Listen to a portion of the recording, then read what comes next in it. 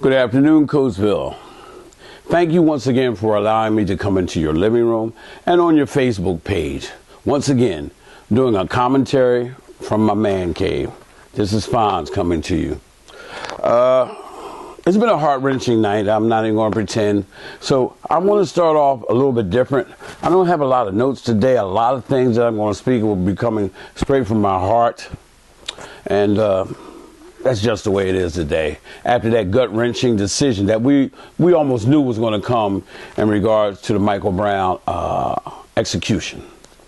But first, I want to give a shout out because it's important to recognize those of us that are still doing things positive in our community. I want to give a special shout out to Angela Brazel, who just opened up her As We Grow Learning Center, located at 1092 West Lincoln Highway, if I'm not mistaken. 1092, yes, right across the street from the Rainbow School. She has a daycare center, and it's very unique because, first of all, the daycare center is available 24 hours a day.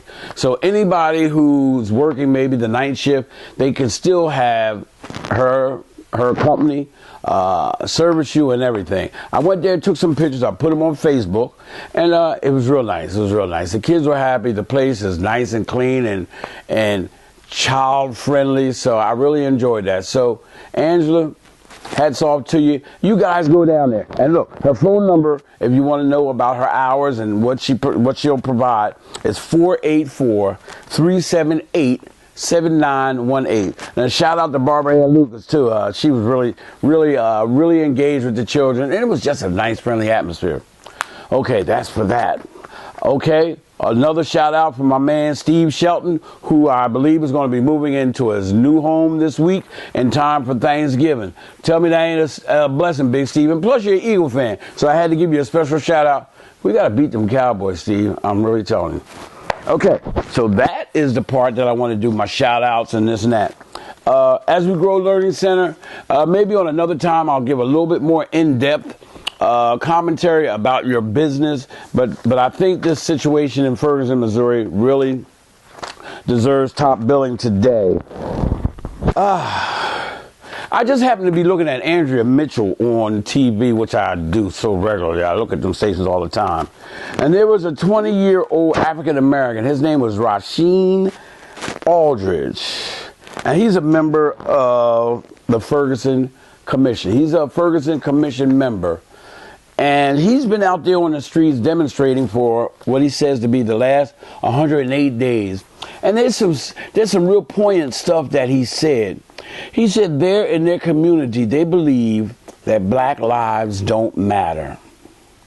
And that the rioting that we see in Ferguson, Missouri is actually the language of the unheard. He states if he wants change, he has to be out there and show the change that he wants. That's why he's been out there for 108 days. He's been actually showing and doing the change that he wants. All that leads me back to, because we understand, we as African Americans, we understand we live in a dual justice system, at least dual. So the answer is, how do we level the playing field?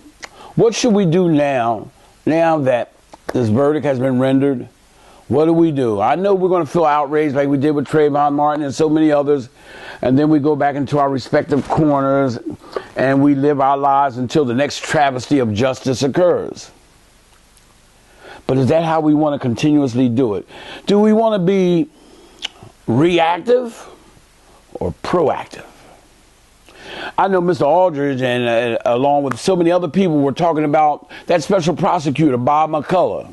He should have never been in charge of that federal grand jury, because as you can see, he already did things that they regularly never ever do, such as actually have the defendant or the person who created the murder come in front of the grand jury and give extensive testimony, which eventually jaded the grand jury to say, nah, we're not even going to bring an indictment against you. And of course, we all seen those gruesome pictures of the terrible fist fight he was in. I think there was a little nick on his lip. It looked like Blistex could have took care of that. They showed the back of his neck. It looked like it could have been some sort of rash. The bruises that we saw was just not indicative of a person that should execute anybody. Okay, but we're going to talk about that in depth, and I'm sure you'll read about it and hear about that in other venues. But now what it does, it brings me back to home in Coatesville. Because, you know, we see our African-American children being killed all over the country. But when's the last time you've seen a whole city being murdered? Drip by drip, little by little. It's like we're dying a death of 1,000 cuts here in Coatesville. Money's being mismanaged. Taxes are being raised. Trust funds are being raided. And I got to get this pill out of my way. Trust funds are being raided. Whole school districts calling the N-word. Some racial unrest still prevalent in the school district. It's right under the surface, but it's there. I know it's there. It comes to me. It's reported to me. I know of the examples and experiences. And you'd only know that. I mean, a lot of us probably don't know it, but unless you come out, you wouldn't know it. How do we become more proactive?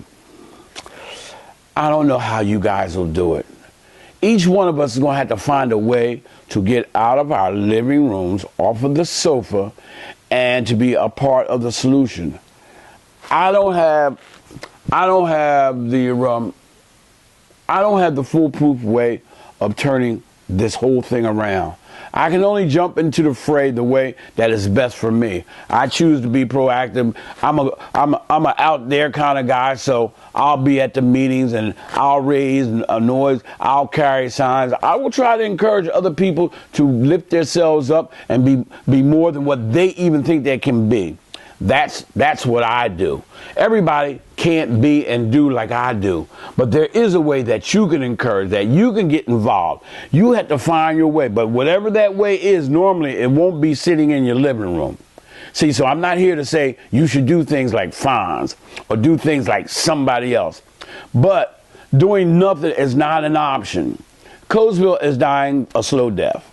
Pretty soon, all the money from the trust fund will be gone, okay? Your taxes are already going up 32% with the trust fund. So if the trust fund is no longer there, then what's going to happen is your taxes are going to be so high that you will no longer be able to afford to live in a place such as this.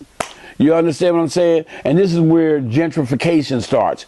You are overtaxed to such an extent you can no longer live here. You've moved out, and now the fat money cats move in. They finally fix Coatesville up the way they like it, and you'll still be on the outside looking in.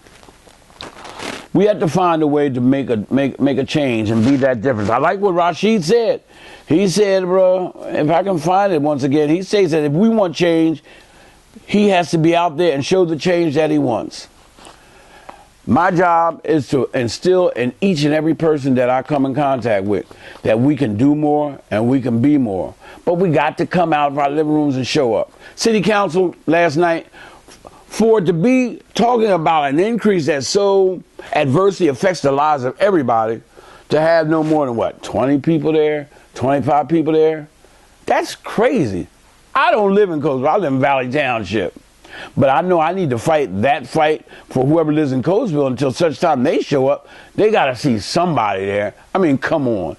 I'm telling you, it's happening. You think if we keep going to the store, going to work, coming home, that what's going on in Coatesville is not going to affect you?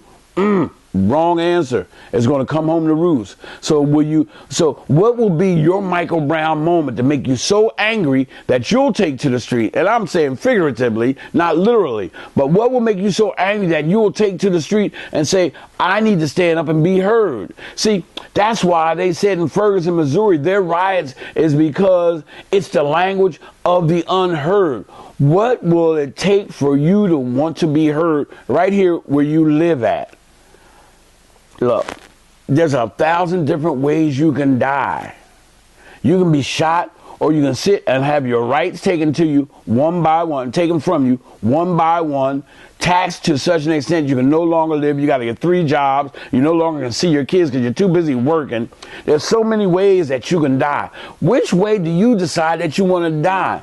laid back, sitting there, letting somebody just take everything from you? Or do you want to go out gangster style, kicking and screaming, being at meetings, voting, doing whatever it is that you think will make a difference? If you think creating jobs is the answer, get out and create a job. Look, I'm starting something called a dream team.